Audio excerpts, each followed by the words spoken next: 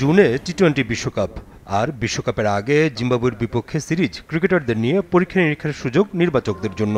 সেই সুযোগ কাজে লাগিয়েই দুই ভাগে দল ঘোষণা করেছেন বিসিবির নির্বাচকরা, যেখানে জিম্বাবুয়ের বিপক্ষে শেষ দুটি টি-20-র জন্য 3টি করে পরিবর্তন এনেছে বিসিবি। টানা ব্যর্থতার পরও লিটনকে দলে রেখেছে টিম ম্যানেজমেন্ট।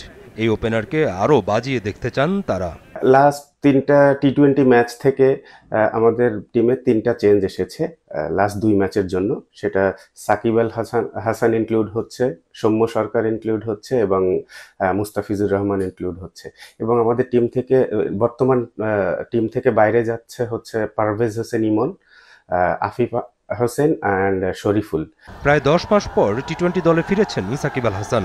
অবশ্য এর আগে ঢাকা প্রিমিয়ার ডিভিশন লিগে খেলেছেন তিনি।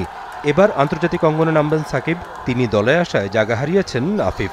সাকিব আর আফিফের ক্ষেত্রে তো খুব স্বাভাবিকভাবে সাকিব তো ছুটিতে ছিল, তো ছুটি থেকে আসার পরও প্রিমিয়ার লিগ খেলেছে এবং আমাদের চিন্তাতেই ছিল যে ও অন্তত ওয়ার্ল্ড কাপ খেলতে যাওয়ার আগে কিছু ইন্টারন্যাশনাল ম্যাচ খেলবে। তো লাস্ট 2টা টি-20-র জন্য ওকে আমরা আগে থেকেই চিন্তা করে রেখেছিলাম। তো এইটা হচ্ছে আফিফ আর সাকিবের রিপ্লেসমেন্ট। আফিফের ক্ষেত্রে ওই একই জিনিস, যারাই এই টি-20-র মধ্যে আছে এরা সবাই কিন্তু আমাদের সিস্টেমের মধ্যে, সিস্টেমের বাইরে কেউ না। মুস্তাফিজ এবং সৌম্য কেন দলে, সেই প্রশ্নের উত্তরও দিয়েছেন বিসিবি নির্বাচক।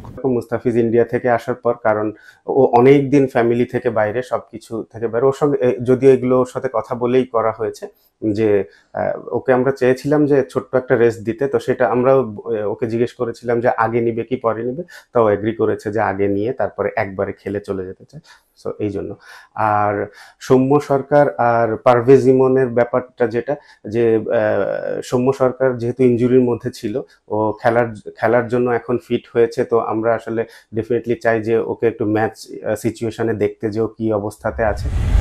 চট্টগ্রামের প্রথম 3 ম্যাচ জিতে ইতিমধ্যেই সিরিজ নিজেদের করে নিয়েছে বাংলাদেশ। 10 ও 12 মে বাকি দুটি টি-20 হবে মিরপুর শেরেবাংলা জাতীয় ক্রিকেট স্টেডিয়ামে। 10 মে চতুর্থ টি-20 সন্ধ্যা 6টায় আর পঞ্চম টি-20 হবে সকাল 10টায়।